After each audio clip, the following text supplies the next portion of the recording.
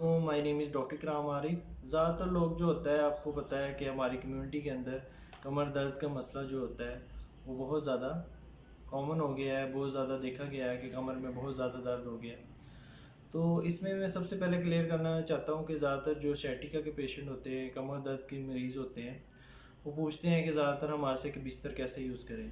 तो हम उनको एडवाइस में ये भी प्रिकॉशंस में हिदायत में बताते थे कि आप जो है वो बिस्तर यूज़ करें जिसमें लचक ना हो।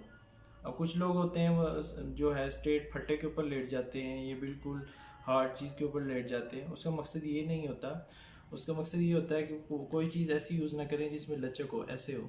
ठीक है, आप चारपाई ऐसी यूज़ ना करें जिसमें बहुत ज़्यादा लचक हो, आपकी कमर पे फ्लेक्सिबल हो जाए, ऊपर नीचे हो, आपकी जो है चारपाई वो कसी होनी चाहिए, ऐसे ही होनी चाहिए। ठीक है, अगर आप उस पर गद्दे पे लेटे हैं तो गद्दा आपका जो है सख्त वाला गद्दा होना चाहिए और कंफर्टेबल होना चाहिए। ठीक है, और तीसरे नंबर पे ये होता है कि आपके अगर आप नीचे अगर बिस्तर पे नीचे लेटे हैं तो आपके ये भी डिपेंड करता है कि आपको कौन सा बिस्तर सूट करता है।